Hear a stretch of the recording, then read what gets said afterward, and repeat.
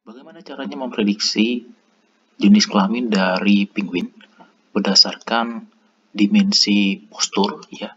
Di sini kita bisa melihat bahwasannya ada perbedaan antara male dan female, baik dari body mass, kemudian flipper length, culmin depth. Jadi flipper itu di bagian ini, culmin length itu yang di ujungnya, dan begitu juga dengan depth-nya. Dan kita akan menggunakan predictive analytics dengan Python programming ini di Tableau ya, untuk memprediksi gender ya berdasarkan features dari body mass, length, dan juga depth. Berdasarkan data features dan label untuk memprediksi gender, kita gunakan Python programming dengan Jupyter Notebook dan bisa juga dijalankan dengan Google Colab.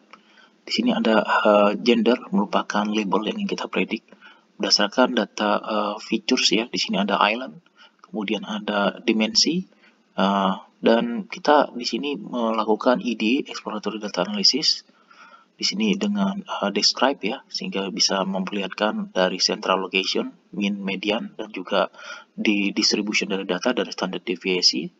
Lalu kita bisa melihat ada correlation ya, ini menggunakan heat map, sehingga di sini kita bisa melihat ada korelasi antar length dengan depth dan body mass, sehingga ada indikasi bahwasannya feature tersebut bisa digunakan untuk prediksi gender. Di sini distribusi dari jenis populasinya banyakkan elderly. Lalu kita address missing value. Nah, ini in order to increase our quality data quality ya, kita perlu melakukan beberapa upaya diantara dengan missing values. Kita drop in A. Kemudian kita juga lakukan di sini ada encoding ya, nanti di sini kita perlihatkan distribusi dari datanya.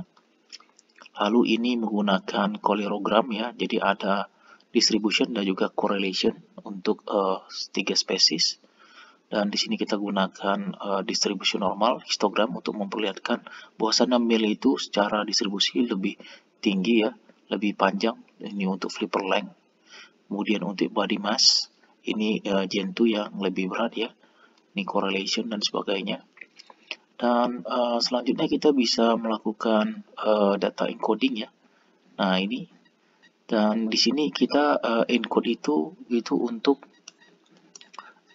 data yang sifatnya kategorikal atau string. Di sini ada island dan di sini kita encode menjadi variable numerical ya, jadi numbers. Dan di sini kita bisa dapatkan hasil dari predictive analytics menggunakan scikit-learn ya. Ini kita normalisasi, lalu di splitting dengan 80-20, 20% sebagai data sampel. Lalu library kita gunakan modelnya adalah logistic regression karena ini sangat relevan dengan binary model ya, karena kita in order to predict whether the penguins ya itu dia sebagai female or male. Nah, di sini confusion matrix menjelaskan true positif dan true negatif ya. Yang kita predik dia male dan dia benar male 34 dan female dia benar female 31. Ada 4 misclassified sehingga kalau ditotalkan ya antara correctly classified plus dengan total prediction itu menjadi 94%. Ada 6% yang errornya. Dan ini kita tampilkan dalam bentuk true positive rate dan false positive rate ya, dalam bentuk receiving operator karakteristik. Lalu kita juga bisa melakukan clustering ya dengan k-means, dia menggunakan Euclidean distance ya. Jadi di sini ada 3 centroid, ada 3 cluster. Ya, semakin dekat ke dalam centroid tertentu maka dia cenderung more likely menjadi satu cluster. Dan di sini kita bisa tentukan kalau misalnya dibandingkan dengan 2 cluster ya, ini masih 3 cluster ya, masih sama. Tapi di sini di running kembali ya berdasarkan flipper length dan culmin depth ya. Di sini culmin length dan culmin depth. Jadi ini bagian panjang muncung dan dalamnya. Sementara kalau cluster berdasarkan flipper ya, panjang sayapnya, maka jadi seperti ini. Dia tetap jadi 3 cluster, hanya distribusinya sedikit yang berbeda. Sementara untuk yang flipper length dengan body mass ya jadi seperti ini ya. Nah, jadi kita bisa in a nutshell ya, kita bisa predik ya gender dari penguins menggunakan features ya dari posturnya ya. Jadi di sini ada flipper, kemudian tadi ada culmin ya.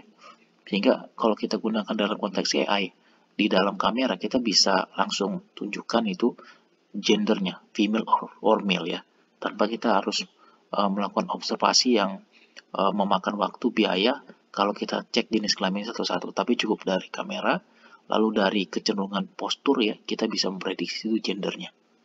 Terima kasih.